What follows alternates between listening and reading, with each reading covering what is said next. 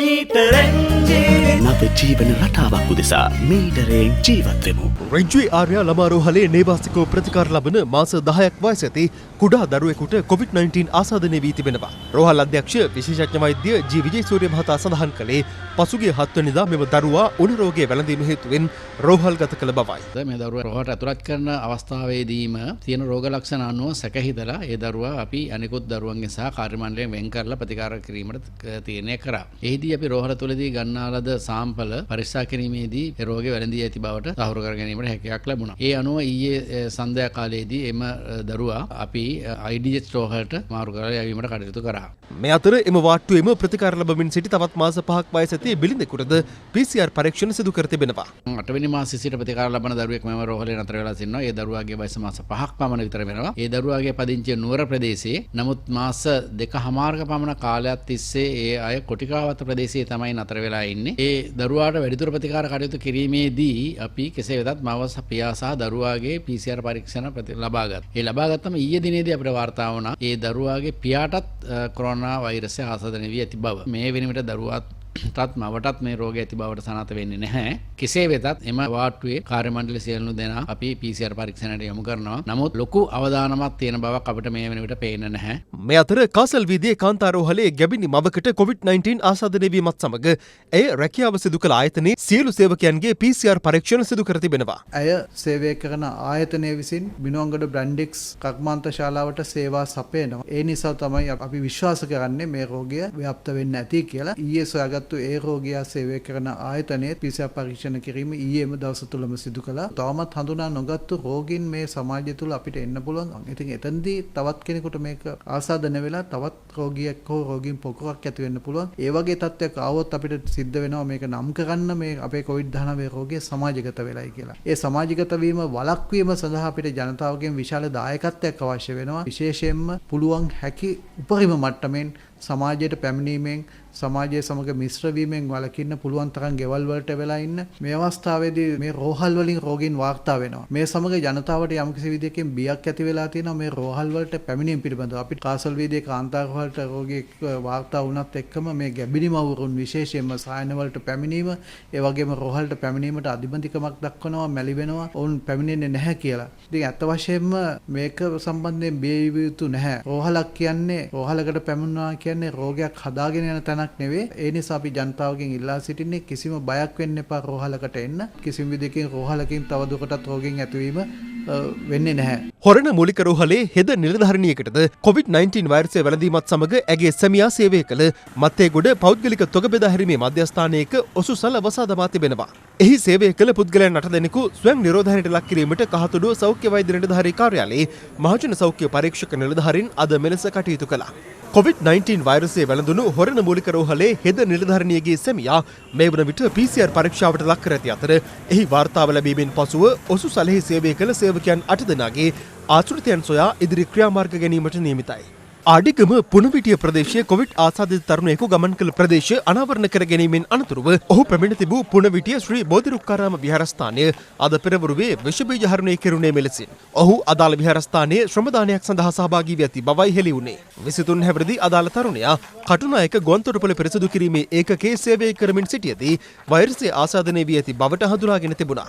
මේ අතර නියෝජ්‍ය පොලිස්පති අජිත් රෝහණ මහතා පවසන්නේ දෙවේනපුරා පිහිටි ආයතන සම්බන්ධයෙන් නිරන්තර අවධානයෙන් පසුවන බවයි. බ්‍රැන්ඩික්ස් සමූහයට අයත් ඇඟලුම් කර්මාන්ත ශාලා හැර වෙනත් ස්ථානවලින් වෙනත් ආයතනවලින් එහෙම නැත්නම් වෙනත් ඇඟලුම් කර්මාන්ත ශාලාවලින් කොරෝනා ආසාදිතයින් හමු වී තිබෙනවද? දැනට අපිට තියෙන තොරතුරු අනුව ඊටාම අහඹු සිදුවීමක් එකක් දෙකක් වගේ තමයි මම හිතන්නේ තියෙන්නේ. ඒවත් මේ මීට සම්බන්ධිත දේවල්. අපි නිරන්තරයෙන් සෞඛ්‍ය අංශත් එක්ක ලංකාවේ තියෙන සියලුම කර්මාන්ත ශාලා නිරීක්ෂණය සිදු කරමින් පවතිනවා.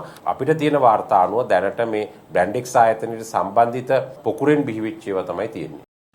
මිනුවන්ගොඩ බ්‍රැන්ඩික්ස් ඇඟලුම් කර්මාන්ත ශාලාවේ සේවය කළ කාන්තාවකට කොරෝනා ආසාදනය වීමත් සමග එම කර්මාන්ත ශාලාවේ COVID-19 පොකුරට සම්බන්ධ පුද්ගලයන් 5000කට ආසන්න පිරිසකගේ PCR පරීක්ෂණ ඊයේ දිනේ වන විට සිදු කර ඇති බව වසංගත රෝග විද්‍යාංශය පවසනවා. මේ අතර පොලිසිය සඳහන් කළේ බ්‍රැන්ඩික්ස් ආයතනයේ සේවය කළ පුද්ගලයන් 100කට ආසන්න සංඛ්‍යාවක් COVID-19 ආසාදිත බවට තහවුරු වීමෙන් අනතුරුව සංගම සිටින බැවින් අද සිට ඔවුන්ට සහ ඔවුන් සංගවාගෙන සිටින පුද්ගලයන්ට එරෙහිව දැඩිව නීතිය ක්‍රියාත්මක කරන බවයි. නිරෝධායන ක්‍රියාවලට සම්බන්ධ නොවූ සැඟවී සිටින අය ඉන්නවා නම් තව ඔවුන්ට සහන කාලයක් ලබා දෙනවාද නැත්නම් අත්අඩංගුවට ගැනීමේ කටයුතු සිද්ධ කරනවාද? දැන් අපි ඊයේ වෙනකල් සහන කාලයක් ලබා දුන්නානේ. ආයිත් සහන කාල ලබා දෙන්නේ නැහැ. ඒ නිරෝධායන නියෝගයට පටහැනිව කටයුතු කරලා තියෙන අයට ඔවුන්ට ආධාර අනුබල දීපු අයට ඒ සියලු දෙනාට විරුද්ධව අද ඉඳලා නීතිය ක්‍රියාත්මක කරනවා. ඒගොල්ලෝ හිටපු නිවාස නැත්නම් වාහන තියෙනවා නම් ඒවා නිරෝධායන ආරක්ෂා පනත යටතේ තහනමට අරගෙන සීල් කරලා ඒ අවශ්‍ය කටයුතු කිරීමට බලාපොරොත්තු වෙනවා.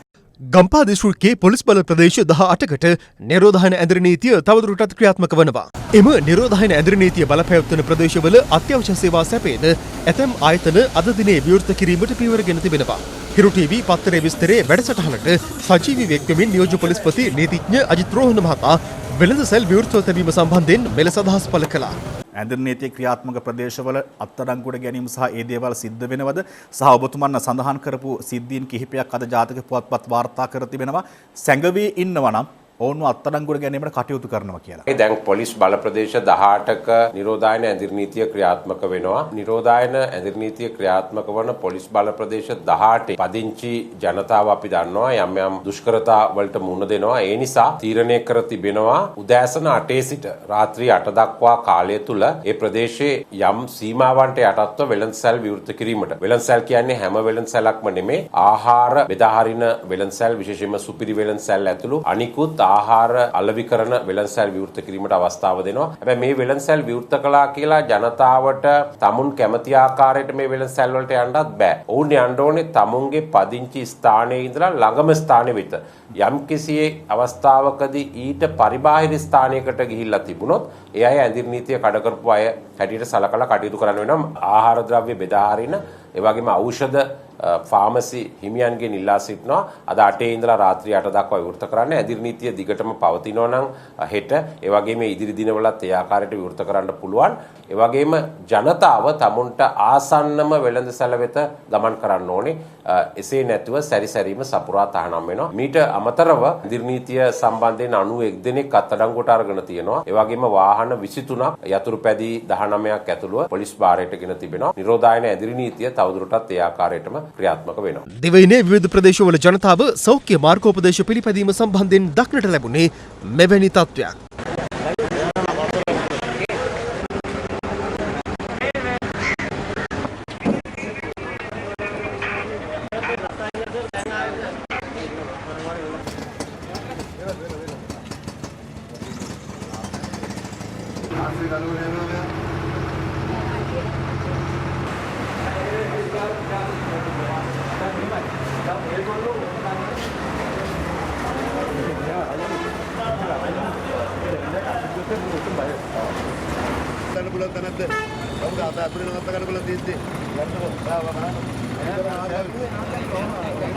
මේ අතර අපොස උසස් පෙළ සහ ශිෂ්‍යත්ව විභාගය සඳහා පෙනී සිටින සිසුයන්ගේ සෞඛ්‍ය තත්ත්වය ඇතුළු අනෙකුත් තොරතුරු ලබා ගැනීම සඳහා අධ්‍යාපන අමාත්‍යාංශය පියවරගෙන තිබෙනවා. ඒ අනුව info.moe.gov.lk යන වෙබ් අඩවියට පිවිසීමෙන් එම තොරතුරු ලබා දිය හැකියි. එම තොරතුරු ලබා දීමට නොහැකි වූ සිසුන් තමා විභාගයට පෙනී සිටින මධ්‍යස්ථානයේදීම එම තොරතුරු ඉදිරිපත් කළ යුතු අතර ඒ සඳහා අදාළ ආකෘති පත්‍රය භාෂා තෘත්වයෙන්ම විභාග දෙපාර්තමේන්තුව විසින් විභාග මධ්‍යස්ථානාධිපතිවරුන් වෙත ලබා දීම සඳහා පළාත් අධ්‍යාපන අධ්‍යක්ෂවරුන් වෙත යොමු කරන බව අධ්‍යාපන අමාත්‍යාංශය නිකුත් කළ නිවේදනයේ සඳහන්. මේ අතර සතියන්තයේ දිවයිනටම ඇඳිරි නීතිය පැනවීමේ සූදානමක් ඇද්දැයි අප නියෝජ්‍ය පොලිස්පති අජිත් රෝහණ මහතාගෙන් විමසා සිටියා. බොහෝ දෙනෙක් බලාගෙන ඉන්න දේ තමයි මේ සතියන්තය උදා වෙන සෙනසුරාදා සහ ඉරිදා දිනේදී යම් කිසියකින් ඇඳිරි නීතිය තවත් තර කරනවාද ගම්පහ දිස්ත්‍රික්කයේටම ඇඳිරි නීතිය පනවනවාද එහෙම නැත්නම් එතනින් එහාට ගිහිල්ලා දිවයිනටම ඇඳිරි නීතිය පැනවීමේ තීරණයක් තිබෙනවද මේ පිළිබඳ යම් කිසි සාකච්ඡාවක් වෙලා තියෙනවද? තවදුරටත් ඇඳිරි නීතිය මේ ප්‍රදේශවලින් පරිබාහිර ප්‍රදේශවලට ව්‍යාප්ත කිරීම හෝ දිවයිනටම පැනවීම පිළිබඳව